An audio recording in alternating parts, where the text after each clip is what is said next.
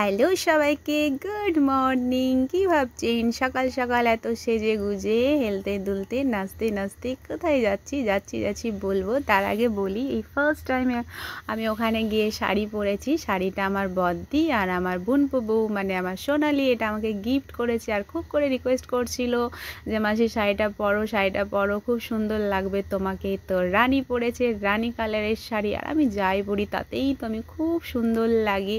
তো চলুন, এই যে বাসে বসে পড়লাম। যাওয়ার কথা ছিল টোটোতে, তবে দেখলাম টুক করে বাসটা চলে এলো। তো ভাই বললো বাসেই চল, আর আমার বাসে বসলো না, প্রচণ্ড বমি পায়। তবে বসে পড়েছি, 5 মিনিটের তো রাস্তা, ওইটুকু তো অ্যাডজাস্ট করা যেতেই পারে, তাই না?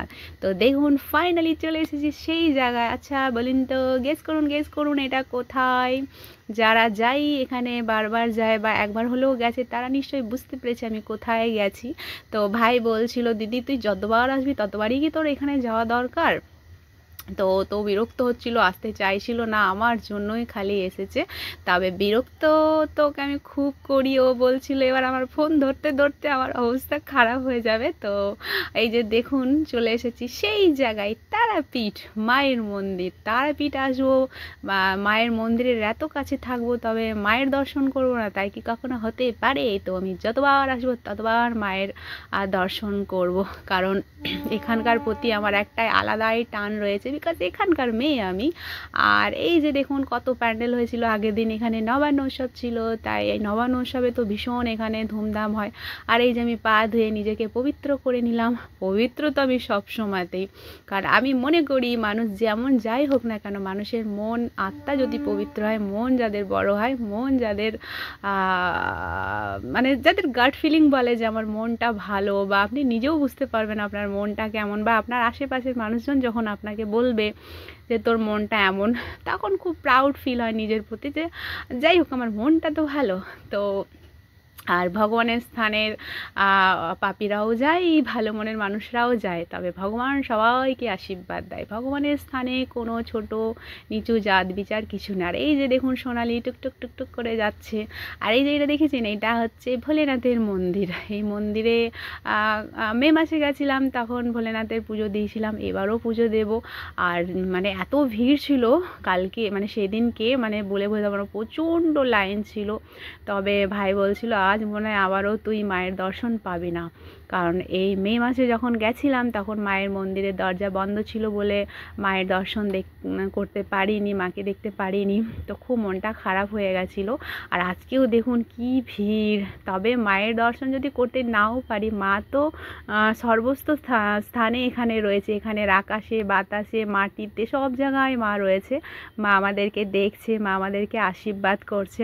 তবু যেন মনে হয় যে মায়ের মুখটা একবার দেখুন, এত দূর এলাম, এতক্ষণ দাঁড়ালাম, একটু না হয় দেখি বলে ধৈর্য সহকারে আমি দাঁড়িয়েই ছিলাম। ভাই বলছে ওরে চল চল চল, আমার মন সেই মায়ের দিকেই রয়েছে। তবে বিশ্বাস করুন এখানে এক ভদ্রলোক ছিল, এত অশান্তি করছিল সবার সাথে, সবাইকে ঠেলে সরিয়ে দিয়েছিল যে ওনারাও একটু দেখুক। তো ফাইনালি আমি মায়ের দর্শন করলাম। মায়ের ওই অপরূপ রূপ, ওই দুর্লভ দৃশ্য দেখে আমার চোখ থেকে অটোমেটিক জল পড়ে গেল। বুকের ভেতরটা যে কী করলো মানে কয়েক সেকেন্ডের জন্য আমি জাস্ট বলে বোঝাতে পারবো না। বাট ওই মোমেন্টটা আমি ক্যামেরাবন্দি করতে পারিনি, ওই মোমেন্টটা আমার কাছে আমার জন্য ছিল শুধু।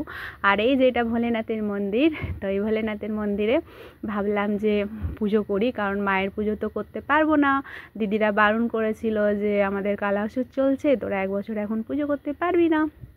আর এই যে দেখুন কত বড় লাইন, ওই নিচ থেকে ওখান থেকে লাইন পড়ে। তবে একটা টাইমে অনেক এসে এই লাইনে দাঁড়িয়ে দাঁড়িয়েই মায়ের পুজো দিতাম। তখন মানে একটা আলাদা সময় ছিল, ছোট ছিলাম তখন, আর এখন হয়ে ওঠে না, বারবার কোনো না কোনো প্রবলেমের মধ্যে দিয়েই যাচ্ছি। তবে এখানে এসে যে এইটুকু দর্শন আমি মায়ের করতে পারি, এতেই আমি অনেক অনেক অনেক সন্তুষ্ট হয়, আর খুব ভালো লাগে। আর আমি যতবার আসি ততবারই একটা আলাদাই অনুভূতি আমার জন্য এখানে কাজ করে, বিকজ আমি এখানকার মেয়ে, আগেই বললাম। তবে প্রত্যেকেরই একটা আলাদা অনুভূতি মন্দিরে এলে হয়, সেটা সবারই হয়। তো মা তারার মন্দিরে এলাম আর এই যে মা তারার পুজো করলাম না তো কী হয়েছে, আমাদের বাবার তো পুজো করতে পারি, আমার প্রিয় প্রভু ভোলেনাথের পুজো করব না তাই কি কখনো হয়। আর আমি মহাদেবের তো সবাই একটু কম বেশি জানেন, আমি ছোট্ট একটা ভক্ত।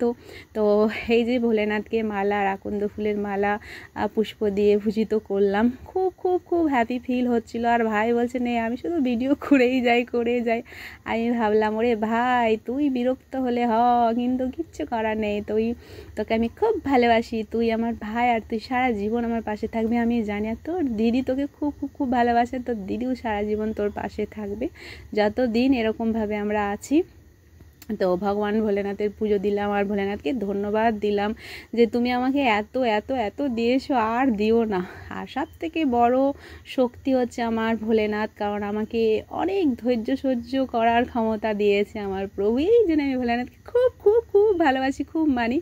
আর এখানে আসলে একটা ভিডিও করব না, ভাই তো বিরক্ত হচ্ছিল, 3-4 বার শ্যুট করে ভিডিওটা করেছি, কি বলবো এই আসছে ও আসছে। তারপরে দেখলাম ফাঁকা হলো, তো ফাইনালি একটা ভিডিও করে নিলাম জয় মা তারা বলে। আর সবাই দেখছিল, হ্যাঁ দেখো দেখো দেখো, দেখারই তো ব্যাপার। আর এই মোমেন্টগুলো তো আমার জীবনে বারবার আসবে না, তাই আমি সব সময় এগুলোকে ক্যামেরাবন্দি করে রাখি। তাই আপনাদের সবাইকে বলবো যে এইভাবে হেসে খুলে থাকুন, চলুন। আর এই যে শ্মশানের ভিডিও তো আমি অলরেডি আপলোড করেছিলাম। তো সকলে ভালো থাকবেন, সুস্থ থাকবেন, শুভরাত্রি, টাটা, বাই বাই।